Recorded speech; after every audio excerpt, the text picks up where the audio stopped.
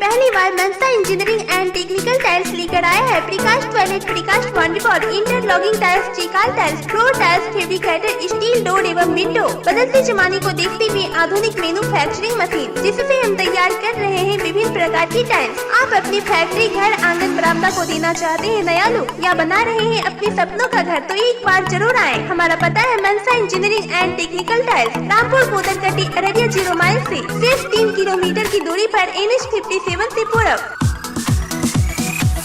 पटना के राजद कार्यालय में प्रेस कॉन्फ्रेंस बुलाया गया। ये प्रेस कॉन्फ्रेंस राजद के द्वारा पार्टी की घोषणा पत्र जारी करने के संदर्भ में बुलाया गया था। घोषणा पत्र जारी करने के समय नेता प्रतिपक्ष श्री तेजस्वी यादव, आलोक मेहता, मनोज झा, रामचंद्र पूर्वी की मौजूदगी में यह घोषणा पत्र जारी किया गया। इस घोषणा पत्र में शिक्षा, स्वास्थ्य, बेरोजगारी, दलितों, पिछड़ों के लिए हक की लड़ाई, आरक्षण की लड़ाई, इन सभी चीजों का इस घोषणा पत्र में जिक्र किया गया है। एक चीज और है जो कि इस घोषणा पत्र में उसका जिक्र नहीं किया गया, लेकिन अगर सरकार आती है तो वह तारी पर लगी बहन को खत्म करने का काम करेगी। और तो जो नियम पहले लागू थे तारीख को लेकर, वही नियम फिर से लागू करने का काम करेंगे। वहीं दूसरी तरफ उनके भाई के बारे में जब पूछा गया कि तेज प्रताप ने बगावती तेवर अपना लिए, तब उन्होंने उसका जवाब देते हुए कहा कि अभी हम घोषणा पत्र लागू करने की बात कर रहे हैं, उन सब मसलों पर हम फिर कभी चर्चा करेंगे। नेता प्रतिपक्ष तेजस्वी यादव ने कोई भी टिप्पणी देने से इनकार कर दिया। पत्र आप लोगों के समक्ष हम लोगों ने जारी किया है। हमारे साथ प्रदेश अध्यक्ष पूर्वी जी, महासचिव, प्रधान महासचिव आलोक मेहता जी और national spokesperson Manoj Jha ji, Gagan ji, Chandeshwar ji और मदन शर्मा जी और जितने भी हमारे प्रिंट और इलेक्ट्रॉनिक मीडिया के बंधु हैं, दोस्त हैं, आप सब लोगों का स्वागत करता हूं। और आज प्रतिबद्धता पत्र जारी करते हुए हम लोग कहना चाहेंगे कि राष्ट्रीय जनता दल इस चुनाव में इस वादे के साथ जा रही है कि हम सामाजिक न्याय की उस धारा की ओर मंजिलें हासिल करेंगे जिसे बाबा साहेब, JP जी, लोहिया जी, कर्पूरी जी के बाद हमारे राष्ट्रीय अध्यक्ष ने नई दिशा और ऊर्जा दी है। और नतीजन बिहार और उत्तर भारत में गरीब, गुरबा, दलित बहुजनों के हाशिए से निकलकर मुख्य धारा में आने की ताकत मिली। हम उस जंग को हर कीमत पर जारी रखेंगे जो सबको सम्मान के साथ जीने और ये कहने का हक देता है कि ये मेरा भी देश है और इसकी सत्ता और संसाधन में पहला हक उन समुदायों का बनता है जिनकी हजारों वर्ष तक हक मारी की गई थी और हर हाथ में कलम के हक के हिफाजत की लड़ाई लड़ेंगे। ये एक साझा सपना है जिसमें सबकी बराबर की साझेदारी है। सबसे पहले उन वंचितों की जो कतार में सबसे पीछे खड़े हैं, सदियों तक धकियाए गए हैं।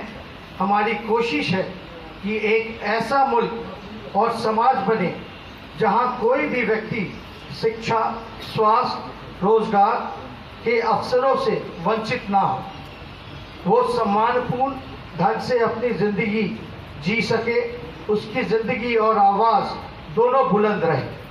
राष्ट्रीय जनता दल उस माहौल की रक्षा हर कीमत पर करेगी जिसमें हर व्यक्ति शान के साथ देश की किसी भी कोने में सिर उठाकर कह सकेगा कि देश उसका है और ये किसी की बपौती नहीं है।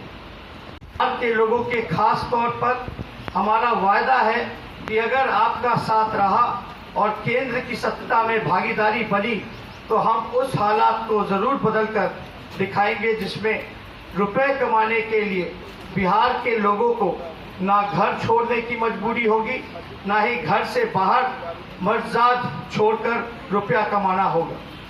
प्रवासी बिहारियों के लिए हर मुख्य शहरों में एक हेल्पलाइन नंबर और एक हेल्प सेंटर होगा जिसके अधिकारी सीधे तौर पर उनकी शिकायतों व जरूरतों पर नजर रखेंगे। राजद की सबसे पहले प्राथमिकता है कि बिहार में एक ऐसा माहौल बने जहां हमारे बिहार में प्रगति और विकास की दस्तक हर घर तक पहुंचे, ना कि विकास चंद मुट्ठी भर लोगों के गिरफ्त में बना रहे। रोजगार, सरकारी नौकरियों में जो रिक्त पद हैं उन्हें जल्दी से जल्दी भरा जाए। राष्ट्रीय जनता दल ये सुनिश्चित करेगा कि केंद्र सरकार विभिन्न राज्यों के साथ मिलकर रोजगार को बढ़ाने के लिए एक राष्ट्रीय एक्शन प्लान बनाया जाए जो विभिन्न सरकारी नौकरियों में बहाली को मॉनिटर करेगा और एक निश्चित समय के अंदर भर्ती प्रक्रिया के पूरा होने को सुनिश्चित करेगा। पलायन रोकने के उपाय, शिक्षा, कम से कम 6% शिक्षा पर खर्च हो, स्वास्थ्य, जीडीपी का 4% स्वास्थ्य पर खर्च हो, निजी स्वास्थ्य सेवा क्षेत्र को भी जवाबदेह और पारदर्शी बनाए जाने की सख्त आवश्यकता, सरकारी तंत्र द्वारा दवाओं की खरीद की एक पारदर्शी व्यवस्था विकसित की जाए। और जितनी चीजें हैं मैनिफेस्टो में वो आप लोगों को दिया गया है। और हम एक चीज और बताना चाहेंगे, हालांकि मैनिफेस्टो में नहीं है, बिहार सरकार से रिलेटेड है। जो तारीख है, अगर बिहार में सरकार बनती है तो तारीख जो कंडीशन जो लगाया गया है कि वो इलीगल है, उसकी जो है हम लोग जो है उसको हटा करके हम लोग जो है लीगल करने का काम करें। साथ ही साथ जो पुलिस में जो भर्ती जो होती है वो क्लास 7वें 8वें के बाद से जो है जो पढ़ा लिखा होगा वहां से हम लोग जो है भर्ती कराने का काम करें। देखिए अब जब बनेगा तो जो तारीख पे भी जो टैक्स था उसको हटाने का काम किया गया। इससे जो गरीब पिछड़े जो लोग हैं समाज से आते हैं, जो आर्थिक रूप से कमजोर हैं, उनका जो है रोजगार कहीं ना कहीं से हम लोगों का मानना है कि छीना गया है। इसलिए एक ट्रेडिशनल भी रहा है और जो रोजगार लोगों की जो छीनी गई है उससे जो है वापस हम लोग लागू करने का काम। संशोधन लाएंगे क्या? अरे संशोधन तो हर कानून में होता रहता है, इसमें सब लोग जब वो मौका आएगा, अभी तो दूर है, पहले जो केंद्र का चुनाव है उसमें आप लोग बात। जसवीर जी ये बताइए कि आपकी सरकार आरक्षण है जनरल के लिए था, हम आपको बता दें। और मेरा मानना है कि ये जो आरक्षण जो है वो स्वर्ण अमीरों को मिला है, ना कि स्वर्ण गरीबों को मिला है। हमने पहले भी कई बार कहा है। अब बताइए जो इनकम टैक्स रिटर्न भरता हो उसको भी आरक्षण है, जिसके पास 5 एकड़ जमीन है उसको भी आरक्षण है। तो कहीं ना कहीं से हम किसी का विरोध नहीं करते। जातीय जनगणना हो जाएगी, हर एक जात का जातीय जनगणना हो, दूध का दूध पानी का पानी हो जाएगा। जिसकी जितनी संख्या है उस हिसाब से उसकी हिस्सेदारी मिलनी चाहिए। तो ये हम लोगों का पुराना स्टैंड है, लेकिन सवाल है उसका जवाब दे सकते हैं, उसका हम लोग भरपूर समर्थन करते हैं। और मेरा मानना है कि अंतिम पैदान पे जो खड़ा समाज जो है, जो परिवार है, उसको सबसे ज्यादा फायदा होगा। और खास तौर पे तो इस योजना से सबसे ज्यादा लाभ होगा, क्योंकि इस योजना में ज्यादातर जो पिछड़े और अति पिछड़े समुदाय से, जातियों से के हित के लिए पीछे से तारीख बेचना पीना सब फ्री हो जाएगा। जो पहले जैसे था तारीख को लेकर के, सिर्फ तारीख को ही लेकर के है ना? तारीख को ही लेकर के पार्टी है हम।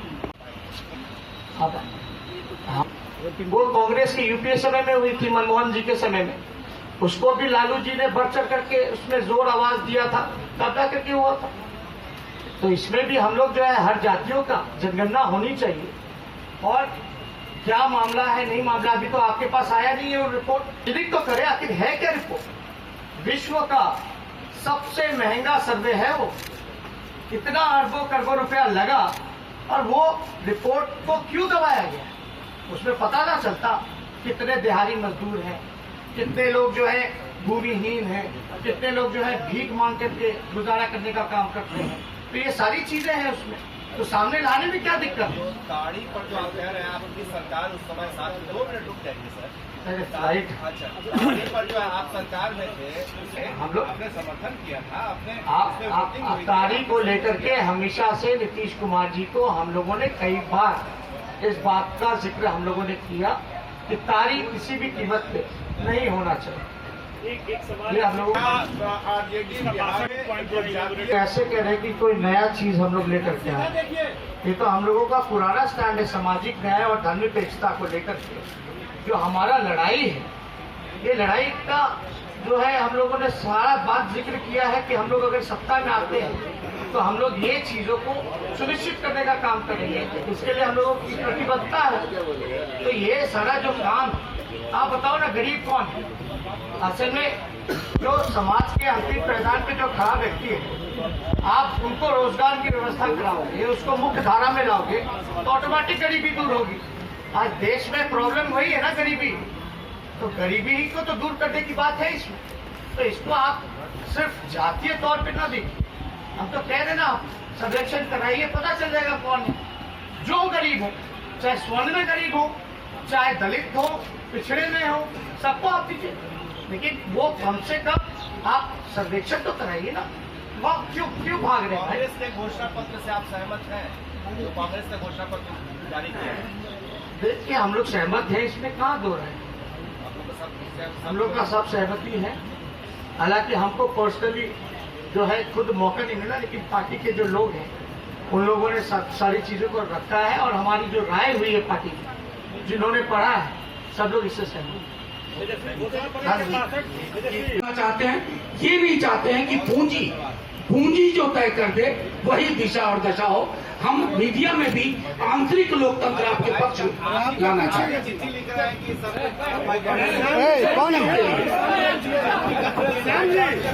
आ गया है महालक्ष्मी ज्वेलर्स, जिसका पता है ईट बी चौक अररिया जिला का पहला हॉलमार्क ज्वेलरी शोरूम, जिसका नाम है महालक्ष्मी ज्वेलर्स। प्रिय ग्राहक, आपका प्यार और आशीर्वाद से महालक्ष्मी ज्वेलर्स निरंतर प्रगति की ओर अग्रसर है। जी हाँ दोस्तों, अब आपको दूसरे शहरों में जाकर जीवन खरीदने की आवश्यकता नहीं है, क्योंकि हमारी सोच है कि हम अपने शहर को बनाएं बेहतर।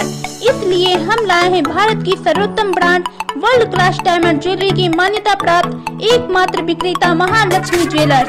अपने मनपसंद डिजाइन एवं ऑनलाइन प्राइस देखें और प्राप्त करें हमारे शोरूम से ऑनलाइन प्राइस पर, क्योंकि हम लाए हैं ब्लू स्टोन डायमंड ज्वेलरी की मान्यता प्राप्त एकमात्र विक्रेता महालक्ष्मी ज्वेलर्स।